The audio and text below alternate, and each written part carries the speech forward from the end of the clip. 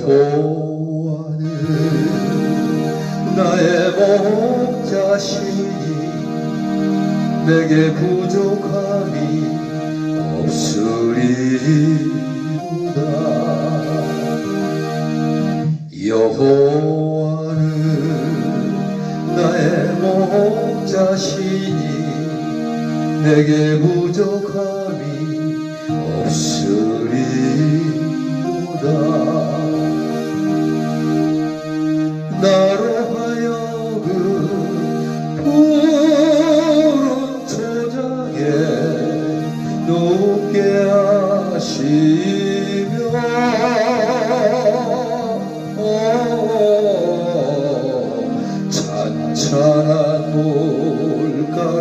잔잔한 물가로 인도하시도다.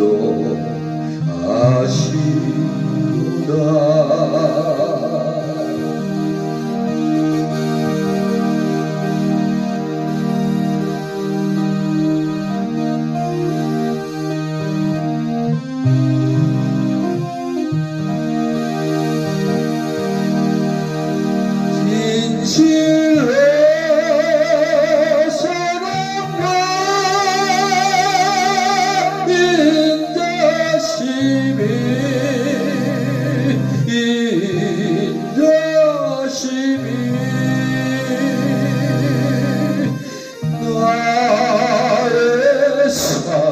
날까지 나를 따르리.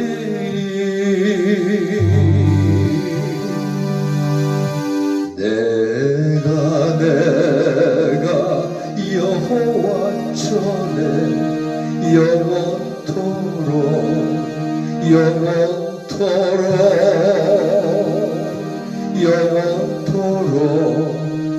거리로다.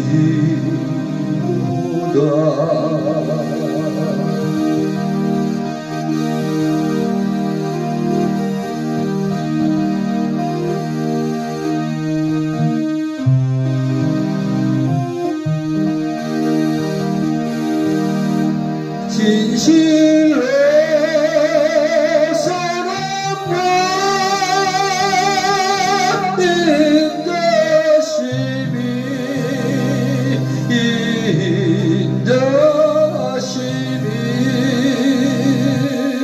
나의 사는 날까지 나를 따르리.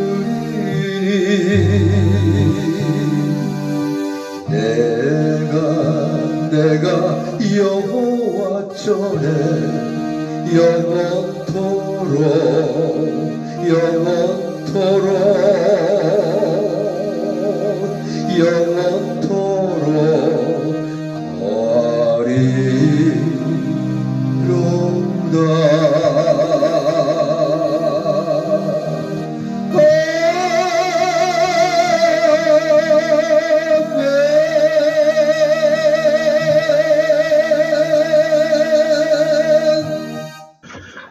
오늘 함께 나눌 말씀은 빌립보서 4장 6절에서 7절까지입니다.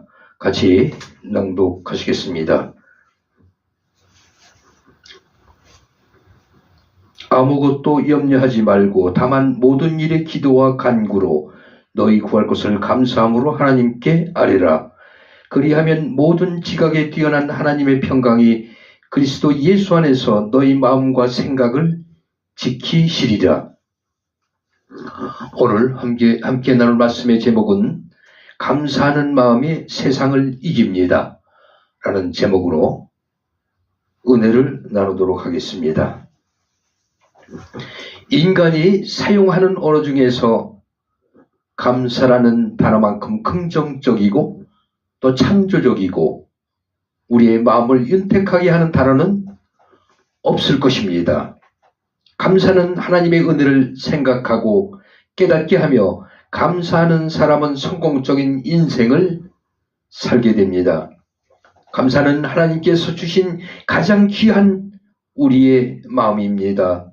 감사로 인해 하나님의 능력이 나타나는데 그 능력은 다음과 같습니다. 첫째로 모든 환경을 초월하게 됩니다.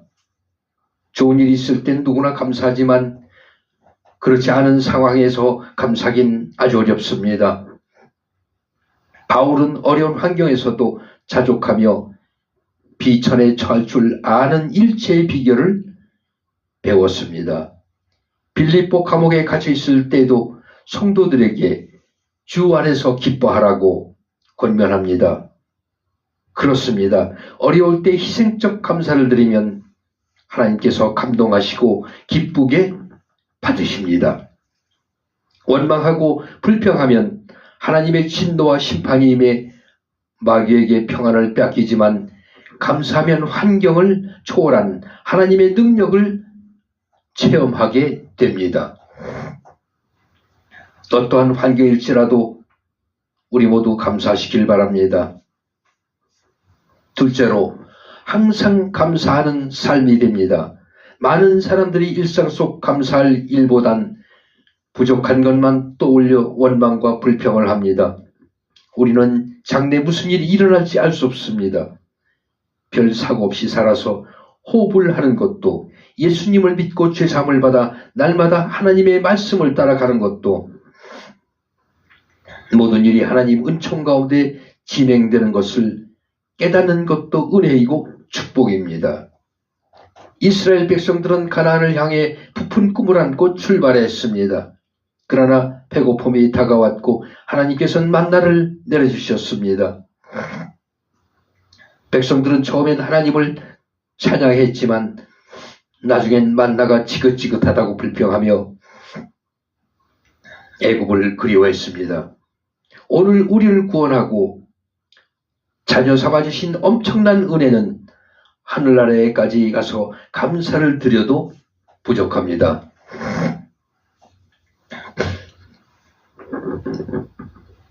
셋째로 적극적이고 긍정적인 삶을 살게 됩니다. 마태복음 25장엔 달란트의 비유가 나옵니다. 5달란트와 2달란트를 받은 종들은 감사로 이익을 2배나 남깁니다. 1달란트를 받은 종은 불평하며 달란트를 땅에 묻어뒀다 주인에게 책망받고 있는 것도 빼앗깁니다. 감사의 고백은 의욕적이고 적극적이고 긍정적인 삶을 살게 합니다. 감사하면 안 되는 일도 되며 하나님은 우리의 입술을 붙드십니다. 우리 성도들은 어떤 환경이라도 모두 감사하시기 바랍니다.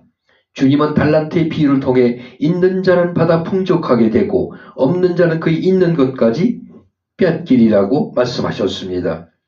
하나님의 축복 가운데 늘 감사함으로 하나님의 능력을 날마다 체험하는 여러분이 되시기를 축원합니다.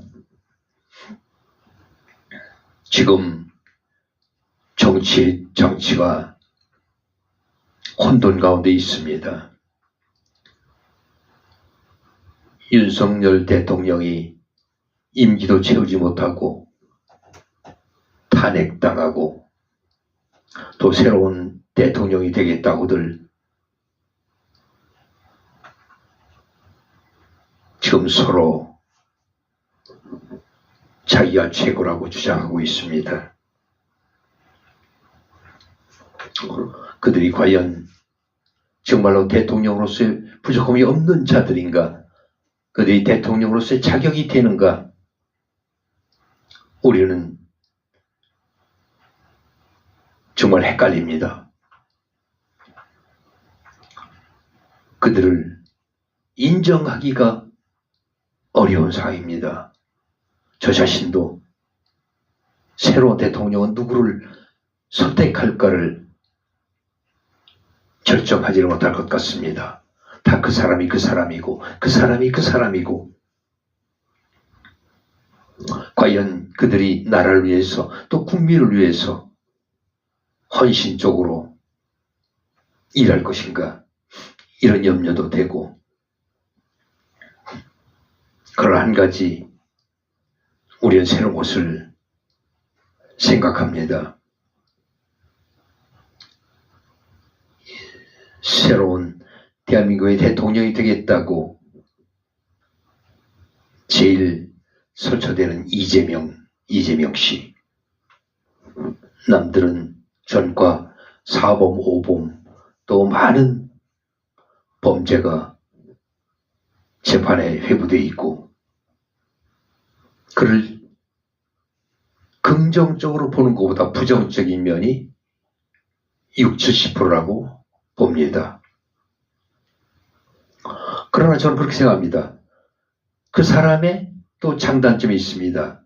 장점은 어떤 확고한 신념을 가지고 자기의 그 사상을 투철하게 추진하는 그리고 해내는 추진력은 정말 대한민국의 어느 누구도 따라가지 못하리라 봅니다. 그의 사상이 우리가 바라는 민주주의 사상보다는 중국적이고 또 김일성적인 그런 사상을 느끼기 때문에 그를 인정하지 못하고 있습니다. 안타깝습니다. 그가 진정한 민주주의를 지킬 줄 아는 그러한 대통령으로서의 자격이 있다면 얼마나 바람직하겠습니까? 그의 추진력은 우리 모두가 배워야 됩니다. 특히 윤석열 대통령이 배워야 됩니다. 윤석열 대통령의 그 추진력의 부족함과 또 통솔력의 부족함으로 그는 임기를 채우지 못하고 쫓겨난 것입니다. 안타깝습니다. 그러나 또 윤석열 대통령의 또 장점은 외교라고 봅니다. 외교 세일즈. 그건 누구보다도 가장 투철하고 우월하다고 누구나 인정할 것입니다. 저도 인정하지만 우리나라 국민들이 인정할 것입니다. 그런 점은 또 배워서 우리나라가 외교 세일즈에 윤석열 대통령처럼 해나간다면 이 나라는 미국을 앞서는 가장 강력한 대한민국이 되리라 믿습니다.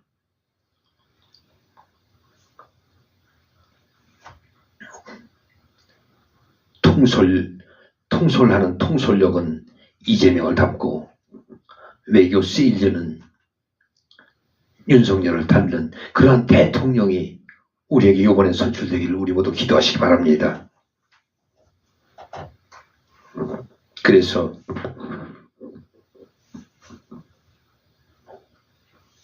우리가 간구할 때에 우리 하나님은 우리의 소원하는 것, 그 기도를 버리지 않을 것입니다.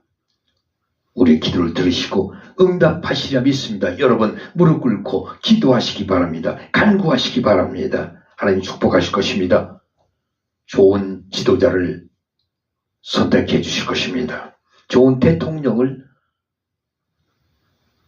보내주실 것입니다. 다시 기도하시겠습니다. 사랑의 아버지, 우리에게 주신 은혜에 날마다 감사하며 감사의 고백으로 말미암아 하나님의 능력이 우리 삶에 나타나게 하여 주시옵소서. 이번 선거를 통해서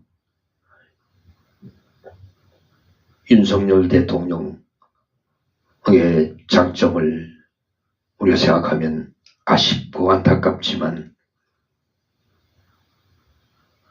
모든 것들이 하늘의 뜻이라고 우리는 생각하며 이번에 새로운 대통령은 정말로 나라를 사랑하고 국민을 사랑하며 국가를 사랑하는 애국하는 그런 대통령이 뽑힐 수 있도록 아버지 인도하여 주시옵소서. 그리고 선거의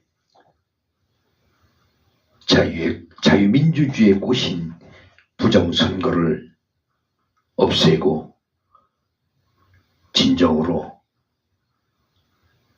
올바른 선거가 될 수 있도록 아버지 선거 문화를 변화시켜 주시옵소서.